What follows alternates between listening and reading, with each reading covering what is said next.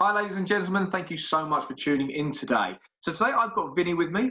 Vinee's living out in Mumbai right now. She's an executive coach and an entrepreneur, and she's living in solo isolation right now. So Vinee, how are we? I'm doing all right. Other than my sleep patterns, fairly okay. Okay, cool. And what's the, I mean, we're over here in the UK right now. I've interviewed someone over in Canada, and I've got some people from different areas of the world, but what's it like out there at the moment? I think almost the same, of course. There's a lot of doom and gloom, a lot of confusion, a lot of uncertainty. Uh, of course, we're all battling it. I think one consolation is that we're all in this together. So, there's got to be something that comes out. Everyone's thinking of what next. But it's been pretty structured here so far. Given that we are a really, really densely populated city in Mumbai, a country actually, and then the whole country is in lockdown. But Mumbai, the cases are rising. However, given how densely populated it is, I think they're doing a decent job. So I just don't know where it's going to head in the next 1 month because we haven't really dived into that phase yet. So now there is uncertainty. I think people are also getting a little irritable now because the lockdown has been extended for the third time. Mm. And for me, it's all right. Honestly, I joke about it with my friends because I've been really, really busy with this online program that I'm setting up, and that has kept me pretty reclusive all of last year. And I work out of home. My office is pretty much in my own house, so nothing much has changed for me except that I have to do my own cleaning and sweeping, mopping, cooking, which seems very normal to everyone in the West, but it is a big deal for us here. So I think that's the only change. Other than that, the whole world, especially in India, they're experiencing the life I normally experience, which is just holed up at home and working. So, Yeah. Well, that's great for you, and I suppose it's kind of forcing you to do the jobs at hand that you need to do when it comes to your online business, right? yes, yes, because there is so much to do with it. Like I'm more a content person, where I come into play is in helping people get to a better place than where they already are. And now, when you're setting up something online, it doesn't just deal with content. That's really like one part of it, but it deals with production, it deals with tech, it deals with marketing, social media. So I'm learning many new industries altogether, and I don't have an escape.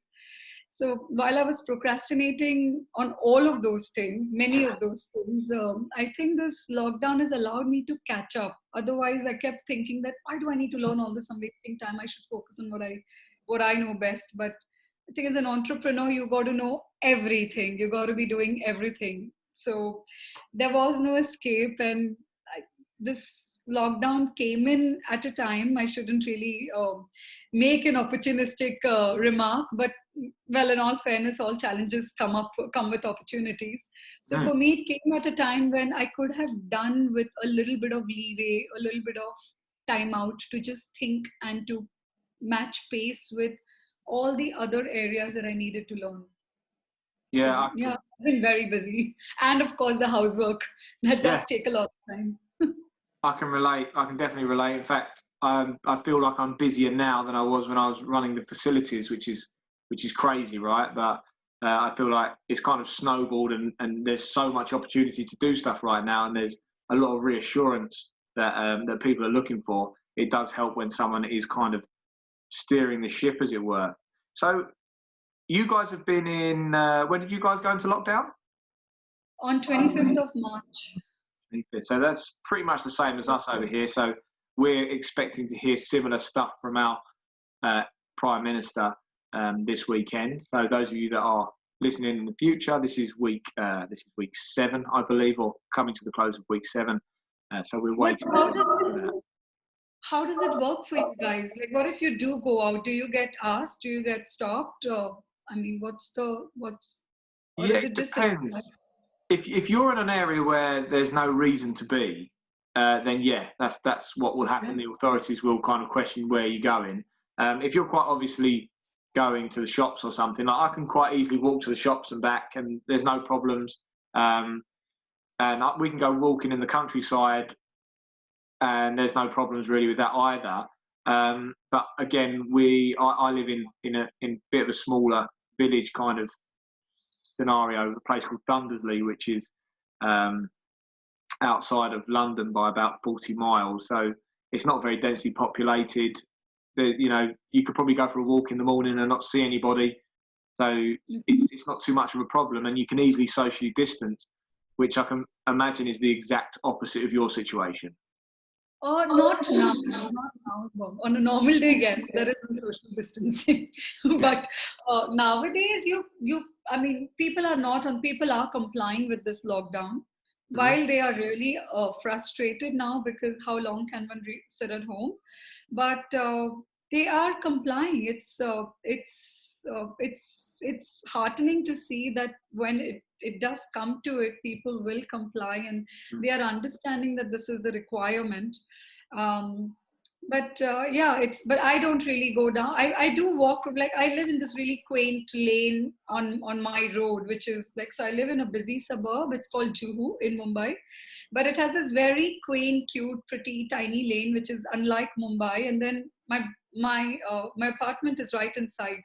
So that stretch is a stretch where we can walk because there are very few people that come there, and that's all right. But again, if you're within your own constituency and not too far away from where you live, so you could be going to get essentials. If you go beyond, then there are checkposts and they do question you as to what you need to travel for. So you need a special essential services pass for that. So oh, really? Okay, yeah, we don't. Well, there's nothing I'm aware of like that for us. I think we need. Yeah, I haven't been stopped or known of anyone to be stopped for much.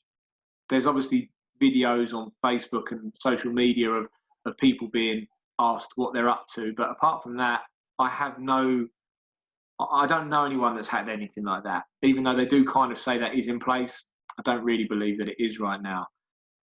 But yeah, I think that the main thing at the moment is that no one really knows what's going on, which is crazy, right? There's limited communication, and I really don't know if it's because everyone's trying to figure out what's going on, or is that just an area of development or improvement that all the forces that we need to work on. But I think our cops here, at least in Bombay, the Mumbai police, are doing an amazing job from whatever I've noticed and whatever I've seen. Yeah. So that's good. That's great. That's great. And what are you doing to keep yourself motivated? What are you doing to keep yourself going, I suppose? So I think I have been so reclusive the last year and a half, and immersed in work where, after a point, even your friends tend to leave you be. Like, okay, whenever she's ready, she'll come around. So funnily, I've just had a switch in the last 2-3 weeks. Before that, I was busy trying to just get work together. Very, very happy about the fact that I had this time out without clients asking for proposals or tempting me with, some or the other project, which, for an entrepreneur, the moment you see liquidity, you tend to get derailed if you're putting together a project. So I think none of that was happening. But the last couple of weeks, and this is certain, it's allowed me, I took some time out. And I think that time out was really needed for me, which I haven't done it in almost a year. It was exactly a year ago, in fact, when I was in London. But since then, I've taken a break. Yeah. And so this period allowed me that. And now I'm reaching out to all the people that I have just been missing out of the blue, like people who were my colleagues from my first job, my second job, which was at Singapore Airlines. And all of us girls are in different parts of the world, my batchmates, and then the colleagues I hung out with. And it's so beautiful that I think everyone's just waiting for that one call or that one nudge, and everyone's been thinking about each other and they haven't done it. And there's so much positivity that it's made me think back. A lot of times we are constantly in this rut, and we end up staying in touch with the people that we see around us, or we look around us, and they may not necessarily always be the food for soul. You still want to reach out to the ones you're missing, and that trip, if you take that trip to just reach out to them and talk to them. That's nostalgia that gets you back in high spirits. You feel happy. And I don't know. So I've really come to that realization that sometimes it's you really, I think this is that time when we are all recognizing that we have so much good to contend with around us that we can sort of shed off whatever is not contributing value. I mean, that we were Mm, just holding on to because it was mundane, it was a habit, it was a rut, and it was just there, it was clutter. mm. So I'm sure a lot of us are in our own ways going through this decluttering and replenishing of energies and spirits and people in our lives. So yeah. 100%. You said as well that, I mean, I can, very much relate to rekindling old friendship relationships as well. I think people are being more understanding that, people have had a life and that got in the way of friendship as opposed to people being lazy. That's never really the case. And people know that about me, and they clearly know that about you, that, okay, yeah, sometimes we're not going to be in touch as much as often because we're on a bit of a mission, if you like. But my friends definitely, and it sounds like your friends are definitely very understanding when we do make that call, when we do make that effort just to say, sorry, guys, I've been a bit busy. They're always very happy to pick up the phone and have a chat and have a catch up, which sounds lovely. Now, you mentioned that you worked with, one of your first jobs was working with Singapore Airlines. Is that right? Second, first was with Jet Airways. Oh, okay. So you know a few people in that industry. Are the people that you spoke to still working with the airlines? Yes, couple of my friends do, but not with the same airlines that we met on. Like now they're with the. In fact, one of my friends who lives in Delhi, very very dear friend of mine that I recently connected with after years. And like you said, it's not because you're lazy; it's because each one goes in their own life in a direction, right? Whether it's a family way, career, you end up making newer friends because that's what's current. So she flies with British Airways. Now she Oh doesn't wow. know what's going to happen, but she's Yeah. been flying with British Airways for a long time, almost 15 odd years. Yeah. And is she on is she on a break, a holiday, or is she like on a furlough scheme? Is she getting paid? You know, really haven't asked her that. I just know that she was not sure now what. She said, so far we have the job, but we don't know what's next. Wow. So I don't know. Yeah, because I did read about British Airways also having to let people go in a huge Mm, number. So I huge. think businesses across are having to make that call, which is also a realistic call if it's not something you can afford. I think in the end you have to look at what you have and taking care of those resources also, which support your business objective for at least the next 1 to 2 years until. And I don't see aviation coming back for a while. It's going to be a luxury for the next 1 to 2 years at least. Mm. I think it's going to be a while since, yeah, like budget Yeah. airlines. I think they're going to struggle because I think there's going to probably even be an element of extra taxation because of the troubling times that have happened. I think there might even be an extra taxation to aviation, which, to be honest, probably should have happened anyway because people are flying everywhere nowadays, and for not real massive reasons. It's just constant holiday, holiday, holiday. And I think that probably the people have been taking that for granted a bit, um, which isn't that great for you because you've obviously got family over in the UK as well, haven't you? Yes, but we are literally in touch like once or twice a day. We're very close. Mm. So we do end up talking often. We're completely connected. Not like so, my sister lives in London and I have another one in Bombay and our parents. And I think almost each one of us knows what's going on a day-to-day basis in our lives.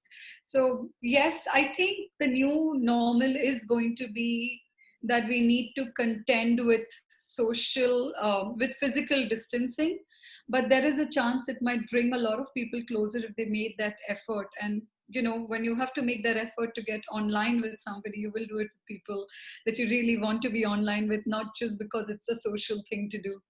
So I guess just a few close people, and otherwise it's physical distancing. Yeah. And yesterday I received such a cute image. I think it was I don't know if it was a tweet, it was a forward, so I can't verify it, but it was a tweet by Eric Schmidt, who said that it's really wild how we all used to happily pounce on the cake on which one, the birthday person would blow the candle, and now someone had to blow on the food you're about to eat, you're going to run miles away. So I think there's a lot of new normal, and we'll just have to contend with it. Of course, I love seeing my family, because obviously when I have a sister, then it's her kids. But I'm really hoping it will relax at least by next year, and either way, we'll make that trip happen.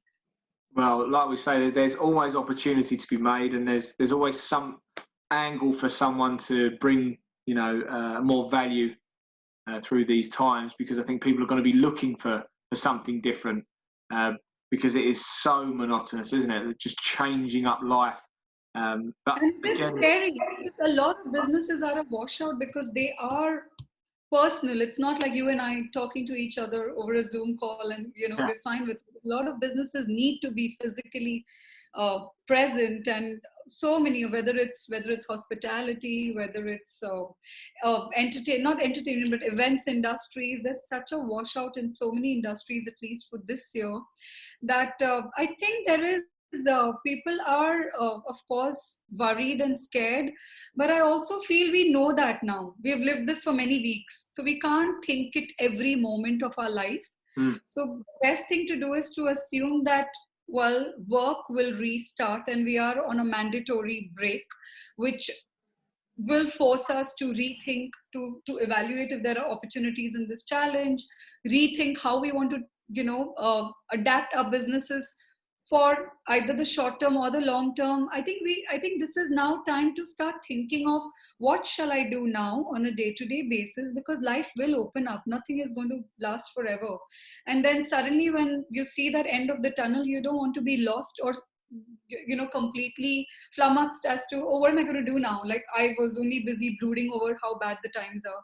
So I've had a lot of conversations recently with people, one-on-one coaching conversations, and everyone's, I think, some of them were positive that, okay, we need to start thinking. But I think this whole indulgence of constantly getting stressed about how bad things are, it's there, it's established, and nobody in the world at this point can challenge it. So it is we're all on the same page.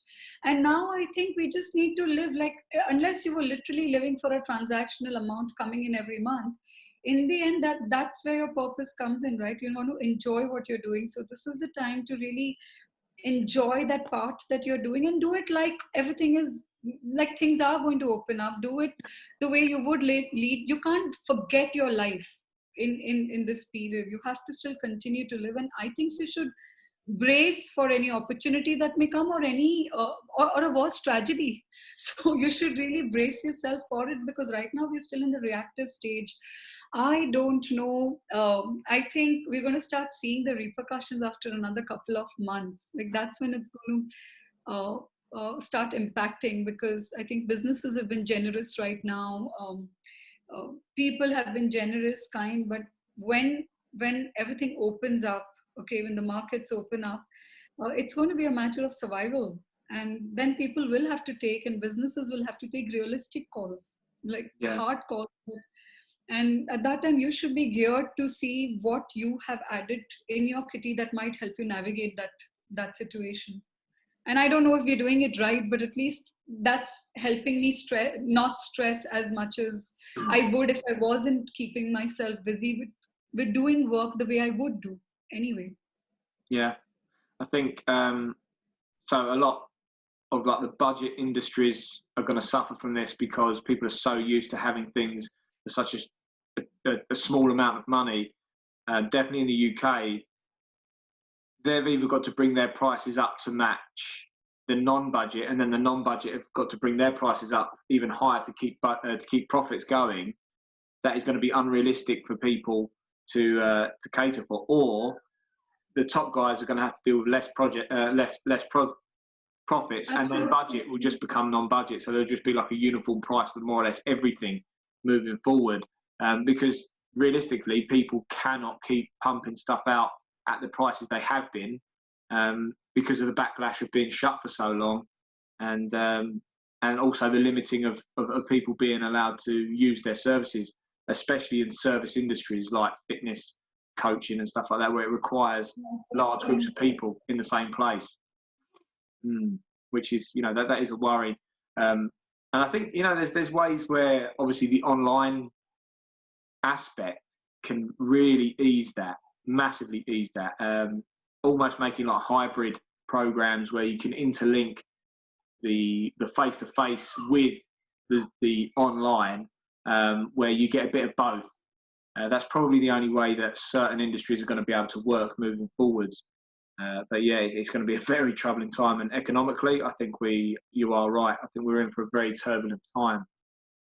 Yes, and I just think I personally think the businesses, people just need to stay afloat. I think if you thrive in this period, great, that's amazing.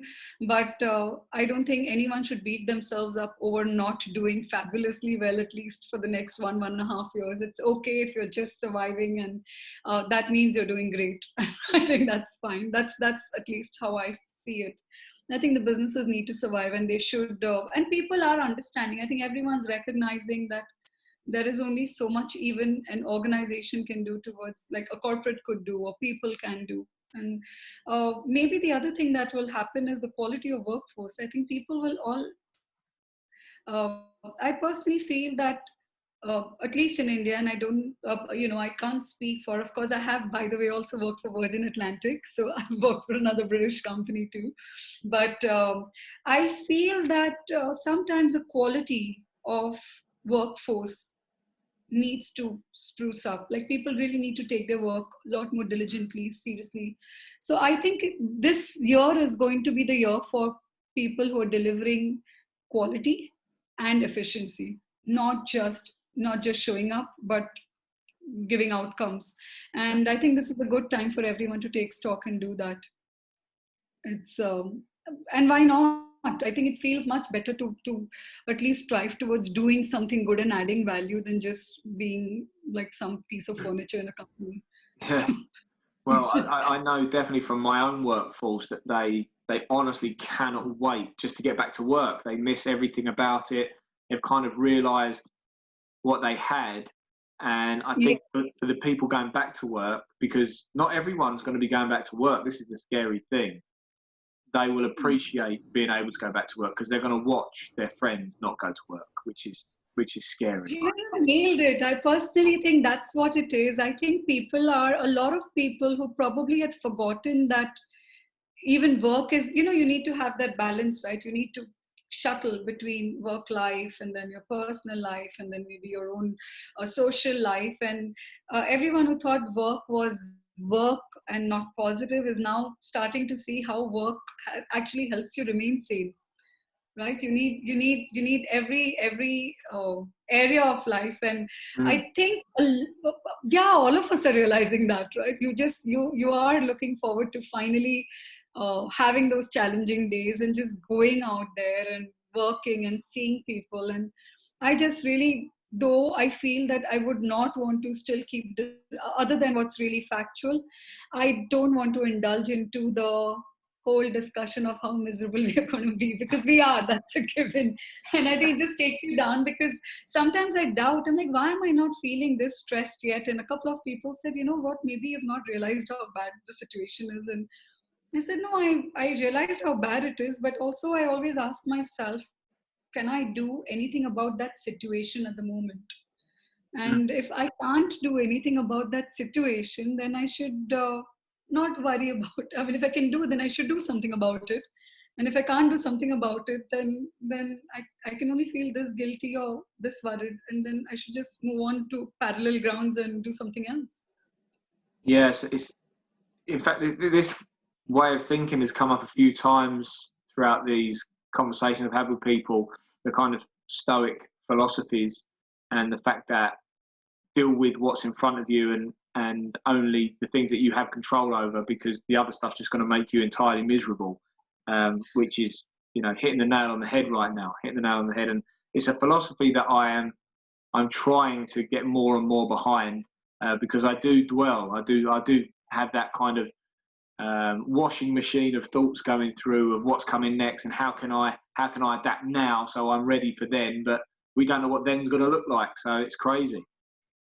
But what's also happening is somewhere it's becoming like a productivity contest also in people. Like suddenly, like I see so many people cooking so well, putting things out there, so many people making amazing videos, so many people having great lives. And so I think people are trying to dish out positivity online because, you're doing good. And then of course the human mind thinks, hey, is it just me that is suffering and everyone's got this perfectly ideal life where they are able to cook, clean, bake these cakes and exotic dishes, and like they're able to do all that work, and they are working out of home, and they are being able to record all these Instagram videos. I think at one point I just I started noticing this, and to me also it impacted. I said, you know what, it's fine, I don't need to be doing things. There is, on a normal day I wouldn't be doing so much, and I don't want to I want to see the positive that everyone's really doing in their own way, trying to dish out positivity to keep people entertained and show that happy face. The flip side is maybe sometimes people may think that is the only real life and then feel, oh my God, am I the only one who's in this hole right now? And so I think that's the flip side of trying to see it positively. But I think if we just looked inwards and focused on ourselves, this is that time, like the one time when there's social distancing, so let's take it literally also and just focus on ourselves, it might be less stressful. God, yeah, I think, look after your own home. I think I like that take home. That's a fantastic piece of information that, to be honest, I think needs to be shared a lot more. Don't look at other people, don't compare yourself to other people, only focus on the things that you can control, and it's going to do the world of good for mental health, which is luck. Thank God people are starting to take it more seriously now when it comes to mental health, especially over in the UK, and there's a lot more people doing stuff for it.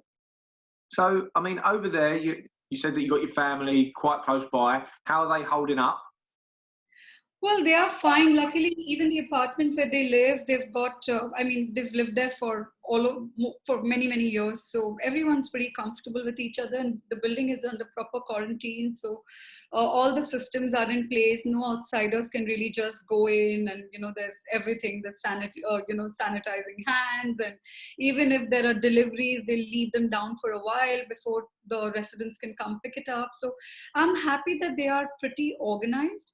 And again, because it's a place where many of them have lived for many, many years, everyone's really looking out for each other. And that which we have the luxury of that in India, but that we know our neighbors and we know them well, so that's a good thing. And I love that about the Indian culture, where right now I'm not worried because I know that there is a whole village out there with them, wherever they're living, whether it's the security personnel, the neighbors, children, everyone's there for each other.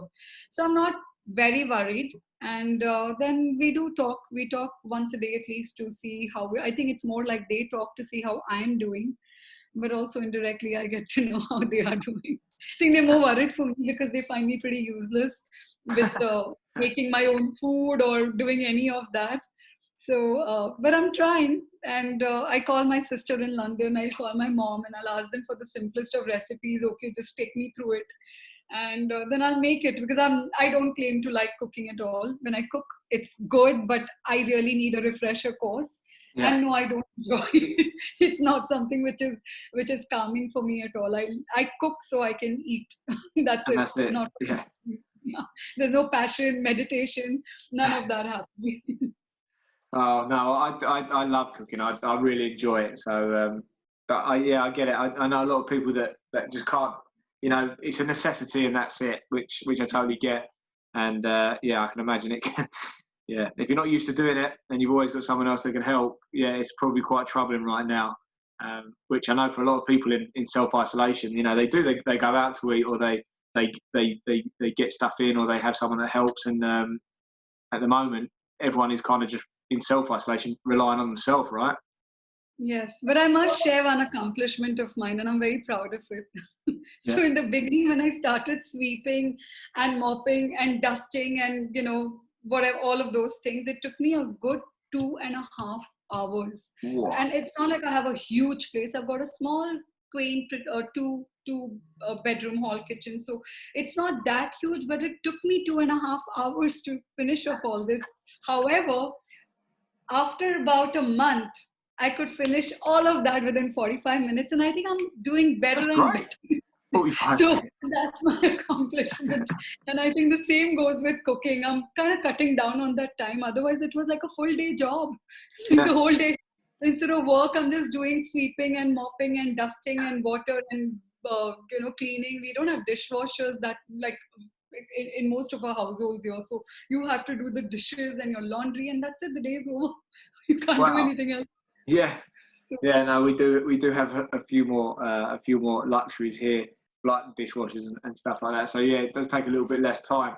And well, we're learning everything. I think it just shows that everybody's learning little things that some other people probably take for granted all the time as well, which is crazy. And I know that we're having to learn here. You know, I've got to try and occupy the kids and trying to be a teacher, which I'm not a teacher. So there's all silly little things here that are just mind blowing. And but to other you're people, learning to it teach seems, now.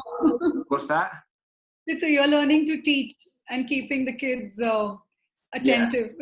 yeah, which I'm terrible at. I'm useless. So they're not getting much of an education from me. Um, yeah, they're not getting any education from me really. But you know, we're getting there. We're slowly getting there. We're doing our best, to say the least. So we're going to come down into a bit of a wind down now. I always ask a few questions just to finish off and stuff, and you know, it's been fantastic up till now anyway. But and I've probably got enough to do about 7 sound bites from this conversation. But if we were to go back in time to say, if I said, right, Vinee, right back at the beginning of this 7 weeks ago, if you could go back to yourself and you could say, like, Vinee, you know, you're going to need to do this, or you're going to need to learn to do this, or you know, you're going to have to adapt to this. What kind of information or what kind of advice would you give yourself right when this started, if you could?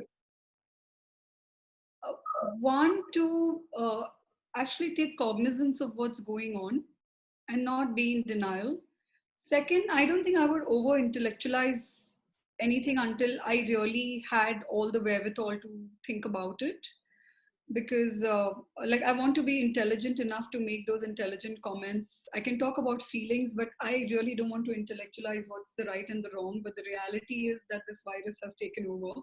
So Yeah. I think what I would tell myself is accept it, uh, trust the people currently who are in charge of taking you or seeing you through it, and also that nothing lasts forever. So everything is transient. So figure out how can you utilize this this transient phase for maybe, and which is what I really did, catching up on everything that you're procrastinating. It's like, to me, I think while it's tragic, we have earned a 25th hour. So we always complain about it and we have got it.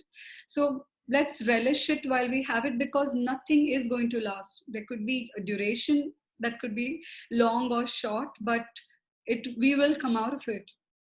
Wonderful. So yeah, I think I would just trust time. I would trust the reality, and I would see how I can keep myself sane, happy, and just do everything that's keeping you sane and happy. Don't run away from living life by just thinking and overthinking. And sometimes we don't need to intellectualize it to that extent, which is harmful for us.